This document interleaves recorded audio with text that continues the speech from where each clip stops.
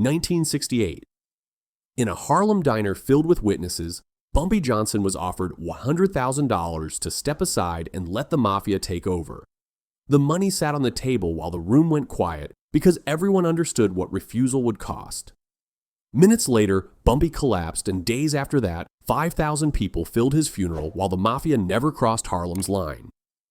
What did he say that turned silence into a weapon? 1968 arrived in Harlem without announcement, but it did not arrive quietly. There were no sirens, no headlines, no visible emergency. Yet the neighborhood felt restrained, as if something had tightened beneath the surface. Harlem had learned over decades that danger rarely introduced itself directly. Ellsworth Bumpy Johnson was slowing down. Not in a way that invited gossip or public concern, but in details that only careful observers noticed. He walked shorter distances, rested longer between movements, and paused between sentences as if measuring breath instead of words. There were no public signs of collapse. No hospital scenes leaked into conversation. No urgent calls passed through the streets. What existed instead was observation, and Harlem had always trusted observation more than announcements. Bumpy Johnson had never ruled through noise or display. He did not issue reminders of who he was or what he controlled. His authority came from repetition, from consistency, and for decades that consistency had shaped Harlem's sense of order. In 1968, that consistency began to show strain. Not disappearance, not weakness, but strain that could be measured by those who depended on it. In the world Bumpy occupied, strain was enough to invite calculation. For Harlem, this realization carried quiet unease. Bumpy was not simply a figure of influence, he was a stabilizing fact, a presence that made boundaries feel permanent. When that presence appeared less certain, the neighborhood understood what usually followed. Downtown, the same signs were interpreted differently. What Harlem saw as vulnerability, the Mafia read as timing. Conversations shifted from cooperation to sequence, from preference to inevitability. The question was no longer what Bumpy Johnson wanted. It was how long he had left. Harlem stopped being discussed as a living community and began to be treated as a future condition. No one spoke of confrontation. Violence attracted attention, and attention created complications. This was not viewed as a moment for force, but for patience. The language was procedural and detached. Words like transition, realignment, and stability replaced threats or demands. In that vocabulary, power changed hands most effectively when it appeared voluntary. Heroin was already staged beyond Harlem's borders. Not on the streets yet, but close enough to move the moment hesitation appeared. Routes existed, supply was steady, and the infrastructure had already been tested elsewhere. The pattern was familiar to anyone willing to acknowledge it. Money arrived first, followed by addiction, followed by silence. Entire neighborhoods had been neutralized without gunfire, without announcements, without reversals. Bumpy Johnson knew this pattern better than most. He had watched communities lose themselves not through violence, but through agreement. The first concession always looked manageable. The last one was rarely noticed. As his body weakened, his focus narrowed rather than softened. He did not consider retirement, legacy, or succession. Those were ideas suited to organizations, not boundaries. There were no meetings to prepare replacements, no territories divided, no future roles assigned. This absence unsettled people around him, but it was intentional. Bumpy did not believe power could be inherited like property. In his view, it either commanded respect or it dissolved. Naming a successor would have confirmed the assumption that Harlem was already preparing to be transferred. Silence at this moment carried risk. If he said nothing, Harlem would not be taken by force, it would be absorbed. Purchased gradually explained later as necessity. That kind of loss rarely announced itself. It lingered, normalized, and lasted longer than open defeat. Those closest to him noticed how rarely he spoke about the future. He avoided language that suggested absence and stayed anchored in the present tense.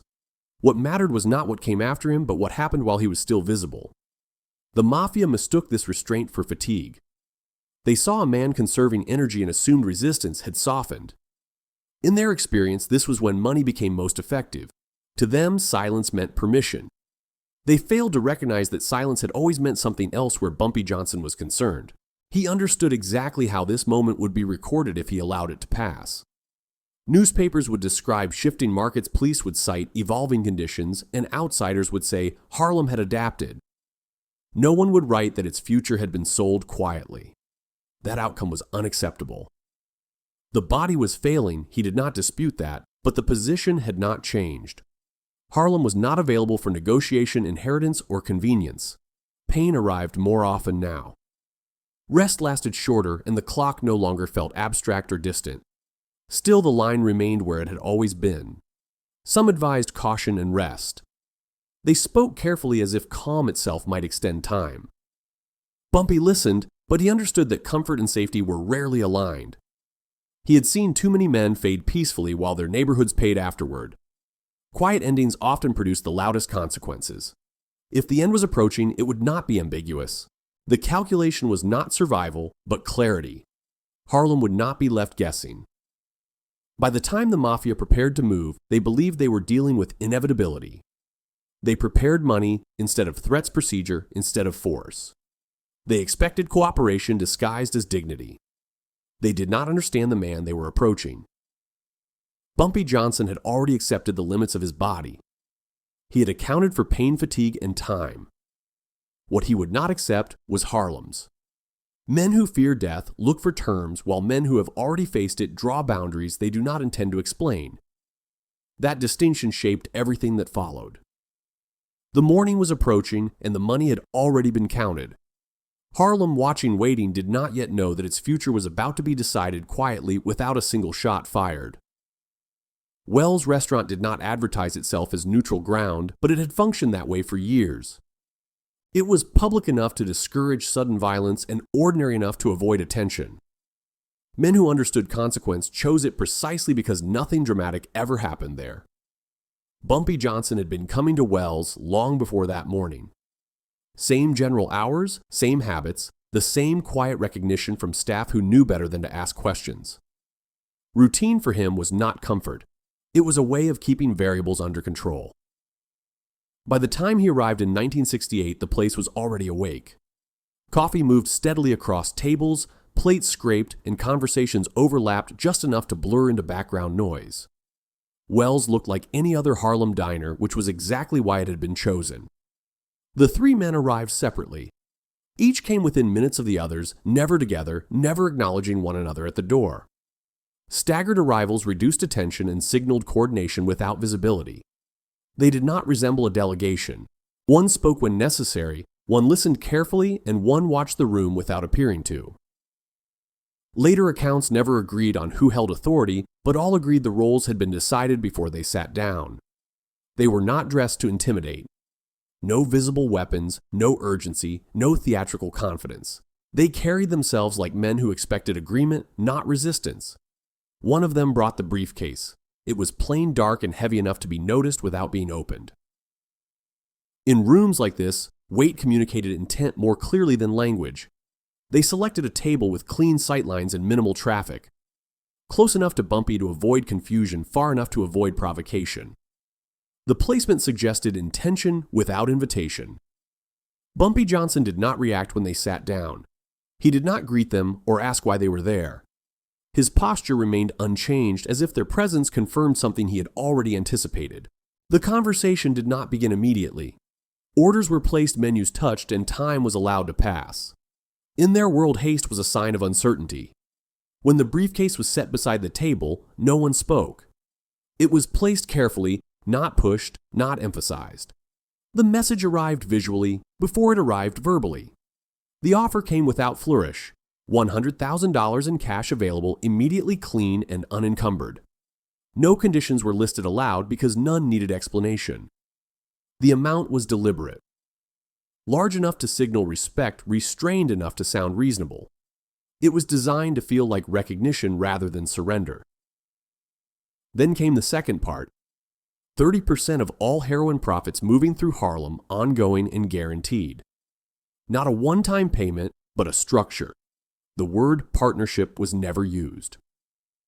Spoken words created records, and records created exposure. Everything about the proposal was constructed to leave no official trace. The argument that followed was calm and procedural. Harlem, they said, was changing whether anyone approved or not. Demand was increasing independently of opinion or resistance. Heroin, they explained, would arrive regardless. If not through this arrangement, then through others less controlled and more violent. This was framed as inevitability, not threat. The logic was rehearsed and internally consistent. Accept the terms and retain influence during the transition. Refuse them and lose relevance without altering the outcome. They did not call the money a bribe. Bribes were personal and secret. This was presented as structural. They did not describe it as an ultimatum. Ultimatums invited confrontation. This was positioned as reality asserting itself. Their tone never shifted. Voices stayed, level language remained precise, and no pressure was applied overtly. The absence of emotion was intentional. Later recollections differed on who spoke the most. Some remembered the man on Bumpy's left delivering the details, others recalled the quieter figure across the table shaping the argument. What remained consistent was the content. Bumpy Johnson listened without interruption. He did not nod object or ask for clarification. His attention suggested assessment rather than consideration. The men mistook this for engagement. In most rooms, listening implied interest. In this one, it implied calculation. The briefcase was opened briefly, not enough to invite counting, only enough to confirm preparation. The stacks inside were neat, uniform, and already accounted for. The money was not pushed toward him. It remained where it was visible but untouched. The expectation was that acknowledgement would come on his terms. Bumpy did not look at the cash. He looked at the men instead, one at a time, without haste. The pause extended longer than anticipated. Silence moved outward through wells. Nearby conversations softened instinctively, not deliberately. People sensed a shift without understanding its cause. The men continued. They spoke of stability, of preventing chaos, of minimizing violence during a transition. Each phrase was selected to sound responsible.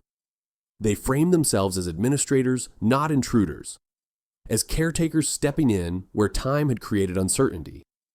The implication was cooperation rather than conquest. What was left unsaid carried more weight than what was spoken. This offer existed because of who Bumpy had been, not who he was becoming. It was recognition with an expiration date. This was the soft ultimatum. No deadline announced, no consequences outlined. The pressure lived between sentences. Accept and Harlem would remain calm. Decline in events would proceed without coordination. The structure would hold either way. Bumpy Johnson understood immediately that the money was not the point. The acknowledgement was. They were asking him to legitimize what came next by stepping aside quietly and publicly. His silence would have done that work. Acceptance would have smoothed the process. Refusal would complicate it. The men believed they were being respectful. In their experience, this was how power changed hands without blood. This was how transitions were managed. They misjudged one thing. They believed the conversation was about control. For Bumpy Johnson, it was about permission. He did not answer. He allowed the room to return to its rhythm and the offer to remain where it was. Time in this setting carried meaning. The waitress returned unaware of what sat beside the table. Coffee was refilled, plates were cleared, and movement resumed. Normalcy unsettled the men more than confrontation would have. They had prepared for acceptance or refusal. They had not prepared for delay. The pause shifted the balance of the room. Later records would disagree on how long the silence lasted. Some recalled seconds, others minutes. In places like this, perception mattered more than clocks. What remained clear was the result of that pause. The briefcase stayed closed. The conversation had changed without a word spoken. Because this meeting was never about money. It was about whether Harlem could be spoken for without being asked. And Wells' restaurant, neutral as it appeared, had become the place where that question could no longer be avoided. The briefcase remained where it had been placed. No one touched it. No one moved it closer. Time passed, and with it came an unease the men across from Bumpy Johnson had not anticipated. They had planned for refusal or acceptance. They had not planned for memory. Bumpy did not raise his voice when he finally spoke. He did not lean forward, and he did not gesture toward the money. His tone, according to those who later tried to recall it, was steady enough to sound instructional rather than emotional. What followed was not a speech but a reconstruction. He spoke first about cities. Not abstractly and not with sentiment, but as someone who had watched patterns repeat themselves long enough to recognize the ending before it arrived. He talked about neighborhoods that had once believed they could manage heroin without surrendering to it. Places where leaders had accepted money in exchange for oversight only to discover that oversight never traveled in the same direction as profit. Chicago was mentioned not by name at first, but by consequence. Streets that had once operated with internal order now governed by addiction. Influence replaced by dependency. Men who thought they were partners eventually reduced to intermediaries and then to obstacles. He spoke about Chinatown, where outside money arrived quietly and stayed because resistance learned too late that compromise had no reverse gear. He spoke about parts of the Bronx where leadership fractured not through gunfire but through fatigue, where communities lost cohesion one agreement at a time. The pattern, as he described it, was never violent at the beginning. It was administrative. It arrived disguised as stability. Those listening understood what he was doing. He was not arguing against heroin as an idea. He was describing its aftermath as a certainty. Harlem, he explained, was different only in one way: it still remembered where its lines were. He did not claim moral superiority. He did not say Harlem was immune. He said only that once heroin established itself openly, no leader remained in control long enough to pretend otherwise. The money always outlived the men who accepted it. Witnesses later disagreed on how long this part lasted. Some said minutes. Others remembered it stretching longer, punctuated by pauses that forced the men across from him to sit with the implications rather than respond to them. What did not change was the direction of the conversation. Bumpy Johnson was not asking for assurances. He was not requesting safeguards or conditions. He was explaining why conditions were irrelevant once the door opened. The men attempted to reframe the discussion. They spoke again about inevitability, about demand that could not be stopped, about chaos that followed resistance. Their language remained controlled, their tone unchanged. Bumpy let them finish. Then he reached down and closed the briefcase. The motion itself was unremarkable. No force, no emphasis.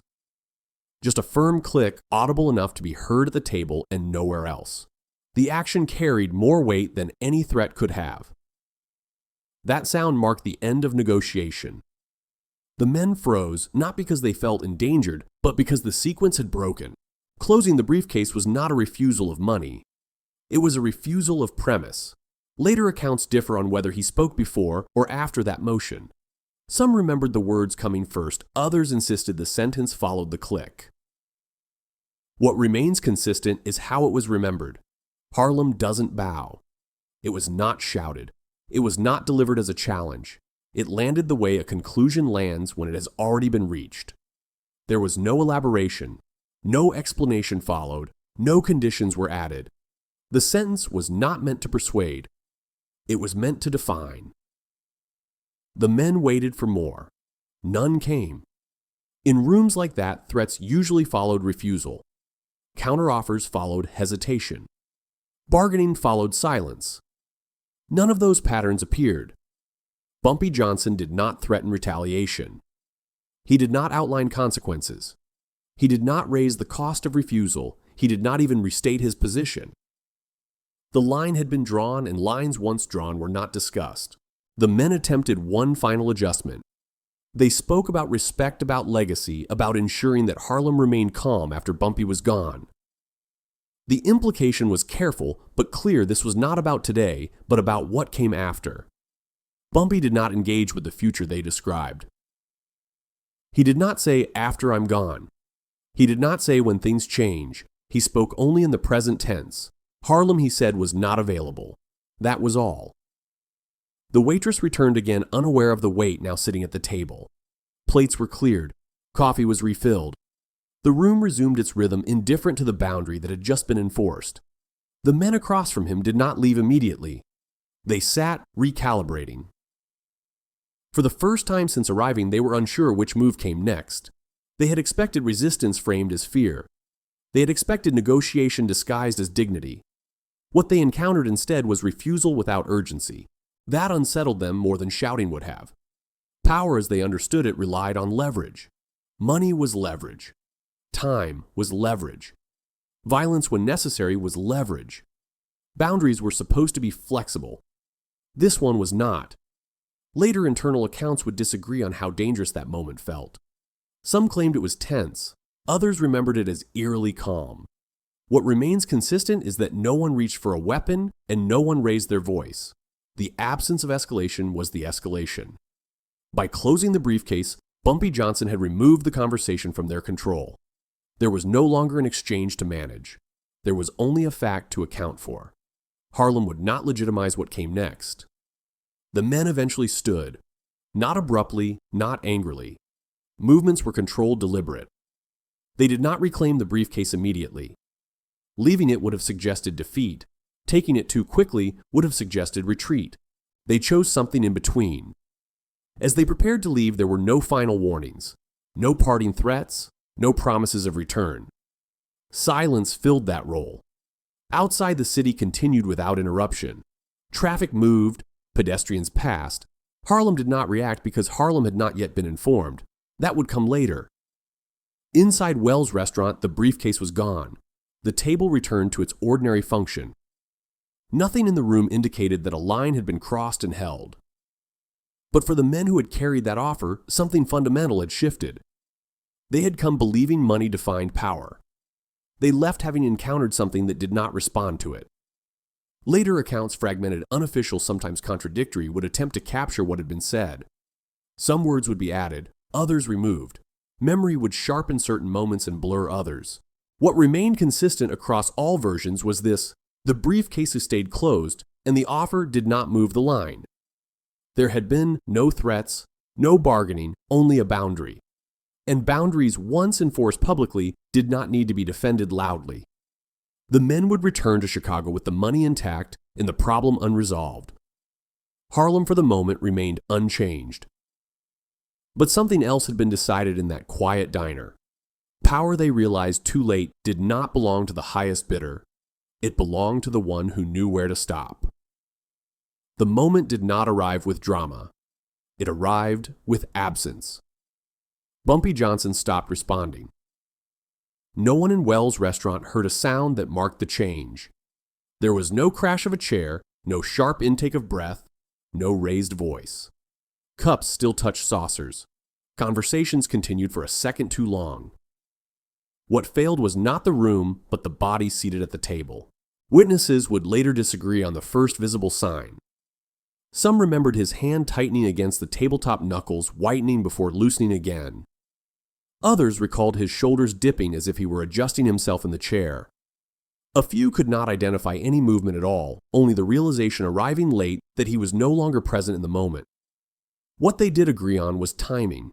It happened immediately after the refusal, not minutes later, not after the men across from him stood, close enough that memory fused the two events together. The briefcase had stayed closed. The line had been spoken. And then the body gave way.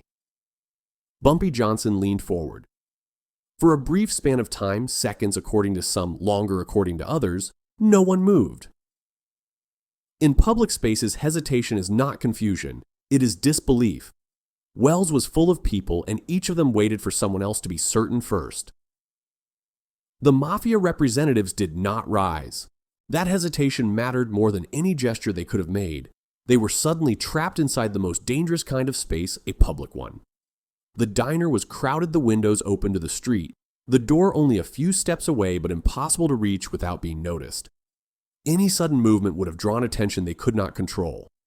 Violence was no longer an option. Flight was no longer clean. The room began to respond in fragments. A chair scraped. Someone called out. Another patron stood halfway unsure whether to touch him. The waitress froze near the counter, her hand still holding a pot of coffee she no longer intended to pour. Hands reached for Bumpy Johnson, not in panic but in instinct. Someone checked his breathing. Someone else called for an ambulance. The sound of urgency entered the room, but panic did not. Still, no one reached for a gun. That absence would later be remembered as much as anything else. In a city accustomed to escalation, the lack of it was conspicuous. This restraint was not enforced by threat. It was enforced by recognition. This was Harlem. The Mafia representatives remained seated, not because they were calm, but because they understood exposure. They were no longer negotiators in a controlled exchange. They were witnesses to a public medical crisis unfolding in full view of the neighborhood. Any attempt to leave immediately would have framed them as something else.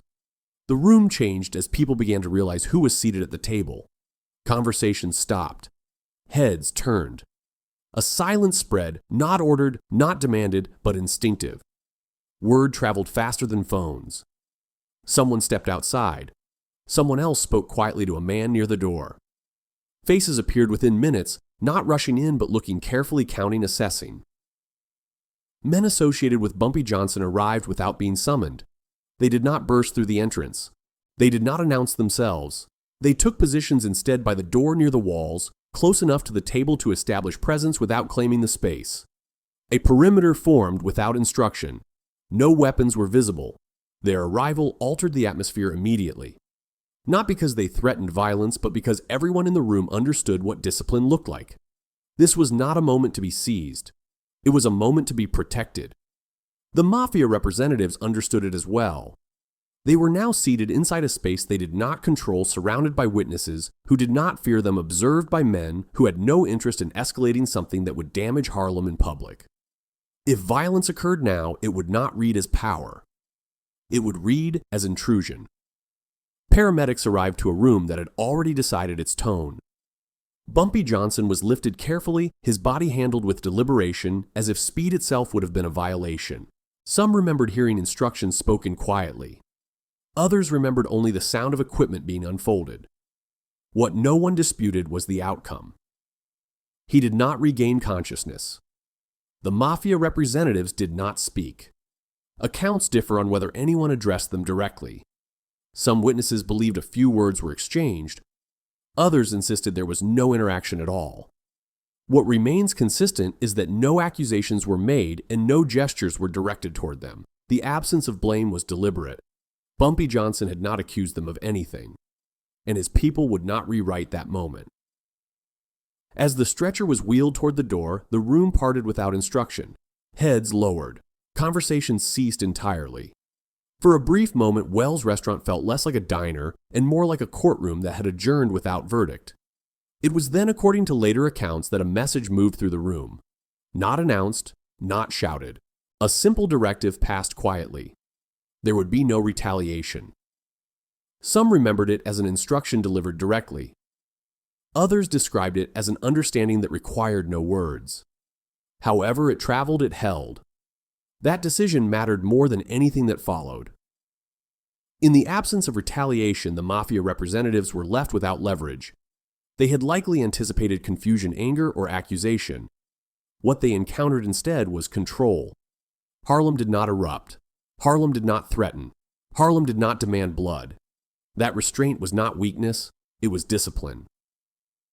The men across the table eventually stood. Not abruptly, not defiantly. Movements were slow, measured, deliberate. They did not reach for the briefcase immediately. Leaving it behind would have suggested defeat. Grabbing it too quickly would have suggested retreat. They chose neither extreme. Outside, the street had begun to gather. Not chaos, curiosity. People sensed something had happened inside, though few yet understood what. The Mafia representatives passed through without incident, protected by the very visibility of the space. No one followed them. That too was intentional. Later, some would describe their departure as fear. Others would call it calculation. What is clear is that they did not leave because they were threatened. They left because the environment had turned hostile to escalation. Harlem itself had become the deterrent. By the time news of Bumpy Johnson's death reached beyond the neighborhood, the narrative had already taken shape. He had died publicly in the middle of the day, surrounded by witnesses. There was no ambiguity about the moment, only about the sequence. Different versions would emerge. Some would claim he collapsed mid-sentence. Others insisted he had already finished speaking. A few placed the briefcase closing before the first sign of distress, others after. Those discrepancies mattered less than the order everyone remembered. He refused. He collapsed. There was no retaliation. That sequence defined what came next. For the Mafia, the calculation shifted instantly.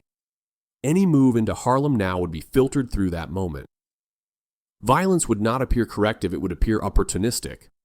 Control would not look earned, it would look stolen. They had lost the advantage of narrative. In the days that followed, no one tested the boundary. No warnings were delivered. No men were sent. No attempts were made to reclaim the conversation by force. Silence followed instead. Bumpy Johnson had drawn a line while alive. His death did not erase it. If anything, it hardened it. Because the man was gone, but the witnesses remained. And witnesses, unlike money, could not be folded back into a briefcase and carried away. The funeral did not erupt into Harlem, it settled into it. From early morning, people moved toward the streets without direction, as if the neighborhood had already agreed on what this day required. There was no rush, only certainty. By the time the procession formed, the scale was unmistakable. More than 5,000 people, according to newspaper estimates later supported by community recollections, lined sidewalks, doorways, and intersections. The number mattered less than the composition. This was not a gathering of enforcers or insiders. Shop owners stood beside residents, workers beside families, people who had never met Bumpy Johnson standing next to those who had. Authority was not being displayed. It was being acknowledged. No banners announced succession. No speakers stepped forward to claim continuity or issue warnings. The absence of declaration was immediate and deliberate. Harlem did not appoint anyone that day. Police presence remained visible but restrained. Officers stood at predictable points, watching rather than directing, aware that interference would introduce disorder where none existed. The size and discipline of the crowd made control unnecessary. There was no shouting and no provocation. The streets held their shape without enforcement, which unsettled observers more than noise would have. This was not a volatile crowd. The Mafia was present only in outline. Observers later recalled unfamiliar faces at the edges of the gathering men who stayed far enough away to remain anonymous and close enough to watch. Cars lingered beyond the perimeter engines, idling without purpose. They did not enter. That decision carried consequence. In other cities, funerals of this magnitude invited statements, sometimes violent ones. Here, nothing of the sort occurred.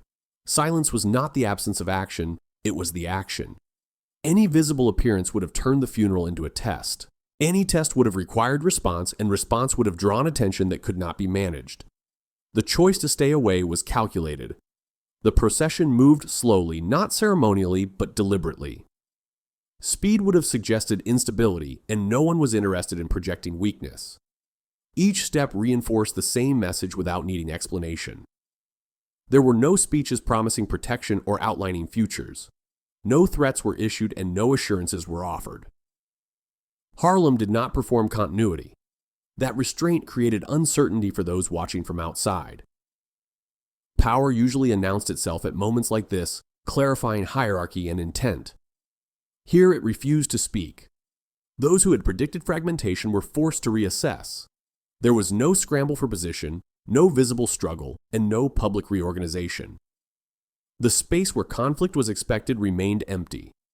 Bumpy Johnson's authority did not transfer. It persisted. This was the miscalculation underlying expectations of collapse. Many assumed power resided in the man alone. What became visible instead was power embedded in shared understanding. He had not governed through orders. He had governed through limits. Those limits did not disappear with him. They remained intact because they had been internalized rather than enforced. Boundaries once accepted did not require constant demonstration. The crowd itself functioned as evidence. 5,000 witnesses required no spokesperson and no declaration. Their presence confirmed what Harlem recognized and what it refused to surrender. From a distance, calculations adjusted. A takeover following this display would not appear corrective or inevitable. It would appear predatory. Violence would not read as authority. It would read as intrusion. There were no chants or slogans to amplify meaning. No coordinated signals passed through the crowd. The absence of performance was discipline, not weakness. People dispersed as they had arrived without instruction and without incident. Streets cleared gradually, businesses reopened, and routine returned with minimal disruption. Normalcy resumed, but not without residue. No announcement of succession followed in the days afterward. No names were circulated and no structure was revealed. Those waiting for a vacuum found none. What remained was ambiguity, and ambiguity discouraged action. Without a clear fracture or identifiable target, intervention carried unacceptable risk. Patience became the default position. The Mafia watched and waited. Observation replaced initiative and restraint replaced momentum. Nothing moved forward. Some described this pause as respect. Others framed it as fear. Internally, it was described as calculation. What mattered was outcome. Harlem was not entered. No probe was made and no boundary was tested. Silence held where noise had been expected. The power Bumpy Johnson exercised became most visible only after his death. It endured not through threat or spectacle, but through the refusal of others to challenge it openly. In absence, his position hardened. A living man could be negotiated with. A memory shared by thousands could not. Newspapers later reduced the event to scale and imagery. A large funeral, a historic figure, a quiet crowd. Those descriptions captured size but missed effect. The real consequence lived in what did not follow. There was no retaliation and no occupation. No announcement disrupted the quiet that settled afterward. That absence altered every subsequent calculation. For those who had once brought the briefcase, the funeral resolved a question they had not fully asked. Harlem could not be spoken for without consent, and consent was no longer available. 5,000 witnesses made that unmistakable. In the weeks that followed, Harlem remained intact, observed but untouched, watched but not claimed. Bumpy Johnson's death did not end his authority. It clarified it. Power in the end was not proven by movement. It was proven by hesitation. And after that day, hesitation belonged to everyone who believed Harlem would bend once the man was gone. The response many expected never arrived. There was no immediate retaliation, no corrective strike, and no visible attempt to reclaim control. Instead, the Mafia chose delay, allowing time to become the instrument. This decision unsettled observers who believed momentum demanded action. In other cities, hesitation often signaled weakness. Here it reflected calculation. The days after the funeral passed without visible change. No unfamiliar men appeared on corners, and no new routes asserted themselves. Harlem continued operating as it had before, unchanged on the surface. Weeks followed, and still nothing shifted. Businesses opened and closed on scheduled, disputes remained contained, and no public signal of transition appeared. The absence of disruption forced a reassessment. This was not indecision. It was observation. Harlem was not being ignored. It was being studied carefully from a distance without engagement. Attention remained fixed, but commitment did not follow. 6 months passed without a single confirmed attempt to cross the boundary. No emissaries arrived to reopen negotiations, and no warnings were delivered quietly. Silence replaced communication entirely. There was no treaty governing this pause. No agreement was signed, and no understanding was acknowledged publicly. What existed instead was mutual avoidance. Avoidance did not mean recognition of authority. It meant postponement of risk. Harlem was treated not as untouchable, but as unresolved. That distinction shaped behavior. Cars unfamiliar to residents appeared briefly, then disappeared. Faces lingered longer than necessary at block edges, then moved on. Nothing stayed long enough to justify response. This pattern was deliberate and controlled. Presence without commitment signaled interest without ownership. The goal was not to provoke reaction, but to measure stability. Harlem did not respond. There were no mobilizations or countersignals. Local order remained consistent, and the absence of a visible leader did not produce disorder. Continuity held without announcement. That continuity unsettled those waiting for collapse. The assumption had been that Harlem would fracture once Bumpy Johnson was gone. Without a central figure, rival claims were expected to surface. None did. The neighborhood did not declare unity or issue statements. It demonstrated cohesion through routine. Markets functioned normally, and boundaries held without reinforcement. From a distance, interpretations varied. Some concluded Harlem was cautious and vulnerable. Others suspected preparation beneath the surface. What could not be determined was intent. Uncertainty discouraged action. Time passed unevenly. A month felt like hesitation, while 3 months suggested confirmation. By the 6th month, the pattern could no longer be dismissed. Harlem had not been entered. Harlem had not been tested. It had been avoided. This avoidance was not respect, but strategy.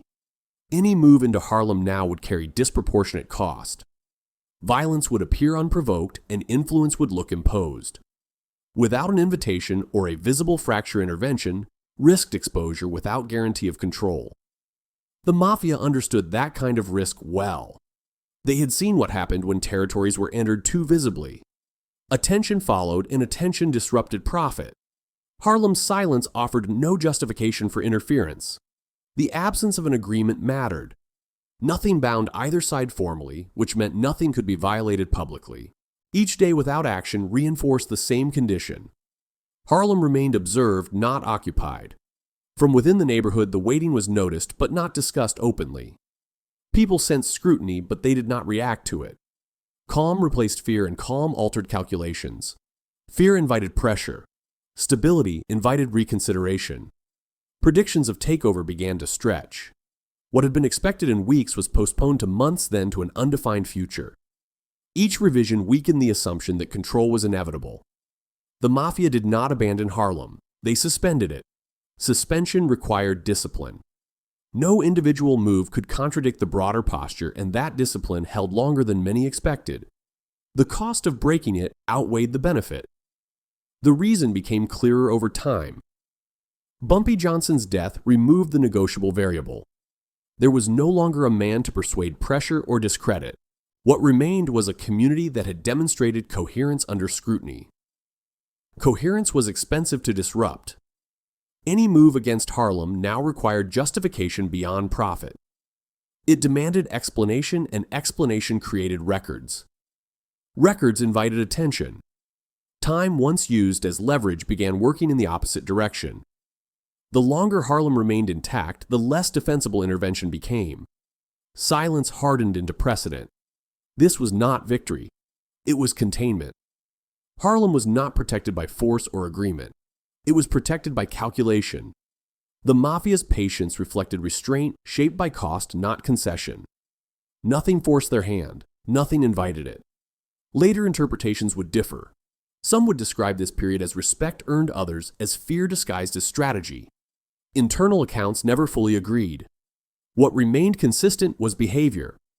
6 months passed and the boundary held. No agreements were signed because none were needed. No actions were taken because none could be justified. Harlem remained visible, functioning, and unclaimed. That outcome surprised those who believed power demanded demonstration. It confirmed something quieter and more durable. Power in this instance survived by refusing to move. Waiting became the final measure. And in that waiting, Harlem remained exactly where it had been, inside the line Bumpy Johnson had drawn, and beyond the reach of those who assumed time would erase it. The money never entered circulation. The $100,000 did not appear in Harlem, businesses did not surface in investments, and did not move quietly through intermediaries. Whatever became of it, the cash never became part of Harlem's economy. That absence was noted. Money of that size almost always left traces even when handled discreetly. In this case, there were none. Over time, the briefcase ceased to be an object and became a reference. People spoke about it without having seen it and remembered it without agreeing on details. What mattered was not where it went, but what it failed to do. It was the money that did not open a door. Not delayed, not redirected, but rendered irrelevant. In Harlem, that distinction carried weight. Stories began circulating quietly, shaped by distance and repetition. Some said the cash had been returned intact. Others claimed it never left Chicago. A few insisted it still existed somewhere untouched, preserved as proof rather than asset. None of those versions could be verified. What could be observed was outcome. Harlem did not change hands. There was no announcement of victory and no declaration of control. Nothing formally ended because nothing had formally begun. Harlem did not win. It simply was not owned. This unsettled expectations. Territories usually shifted through pressure, collapse, or spectacle. Harlem experienced none of those and yet remained intact. Outside observers struggled to describe what had occurred. Some framed it as a pause, others as a delay that would eventually resolve itself. With time, both explanations weakened. Months passed without return. No follow-up offers arrived and no intermediaries tested the boundary. Silence became the only consistent signal. No revised terms were proposed. No second attempt was made to reopen negotiation. The absence of effort clarified the original failure. The problem had never been price. It had been access. Harlem could not be entered without permission.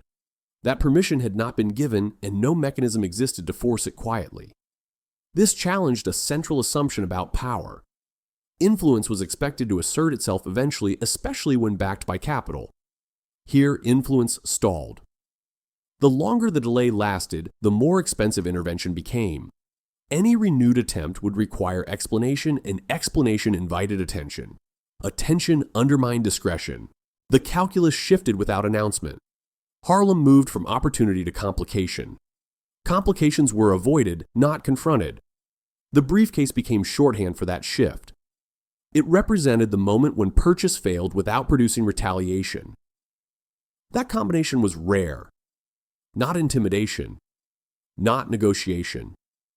Failure through refusal. Harlem did not formalize this outcome. There were no celebrations or symbolic gestures. Routine continued, and that continuity stabilized the result. Internally, the story grew slowly. Details blurred, dialogue expanded, and memory filled gaps with interpretation. Community recollection mixed fact with inference. This did not weaken the narrative. It preserved it. What mattered was not precision, but consistency. Every version ended the same way. Harlem remained unclaimed. In other cities, money had rewritten boundaries quickly. Here, it did not. That anomaly was noticed by those who studied patterns rather than headlines. Harlem became an unspoken reference point. Not admired openly, not cited directly, but understood. It was mentioned indirectly in calculations rather than conversations. The Mafia never acknowledged defeat. They did not need to. Acknowledgement created records, and records created exposure. Instead, Harlem was allowed to fade from immediate priority. This decision revealed itself through absence. No pressure followed, and no return was staged. Time did the work that force usually performed. Harlem did not become a symbol of triumph. Triumph invited challenge and correction. Harlem became a symbol of refusal. Refusal was harder to confront. Years passed, and the expected correction never arrived. No internal collapse justified intervention, and no disruption invited attention. Stability removed incentive. The territory normalized its position. Not through assertion, but through persistence. Each uneventful month reinforced the same conclusion. Nothing needed to be done. The briefcase by then belonged more to narrative than to history. Whether it was stored, returned, or forgotten no longer mattered. Its role had already been completed. The money had failed to purchase legitimacy. That failure carried further than any transaction could have. It reshaped expectation. Bumpy Johnson had not defeated the Mafia. He had not imposed consequence through violence or spectacle. He had made continuation inefficient. That inefficiency endured. Harlem did not defend itself aggressively. It did not provoke or posture. It simply did not cooperate. That choice proved durable. Later generations would speak of the moment as decisive. In reality, it was cumulative, reinforced daily by inaction. Each day without return made the next less likely. Power in this instance was not demonstrated by movement. It was demonstrated by restraint imposed on the other side. The territory held because no one chose to take it. That choice was made repeatedly, quietly, and without record. Harlem was neither conquered nor celebrated. It remained intact, unclaimed, and unresolved. Within boundaries drawn without ceremony and held without reinforcement. The money was never spent. The briefcase never reopened.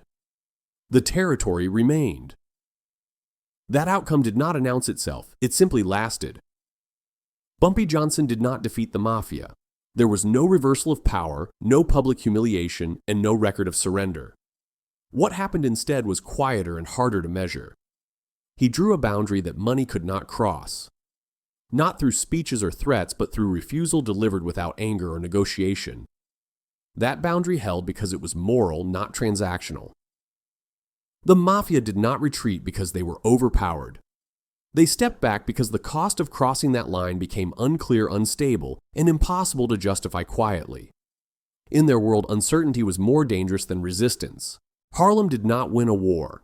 It avoided one. The territory was not defended through violence, but preserved through restraint that denied legitimacy to intrusion. This is why the story ends without a climax. No final confrontation followed, no correction arrived, and no closing deal was signed. The consequence was not immediate, but lasting. Some histories end with victory. Others end with silence that changes behavior. This one belongs to the second category. Because power does not always announce itself. Sometimes it reveals itself only in what never happens.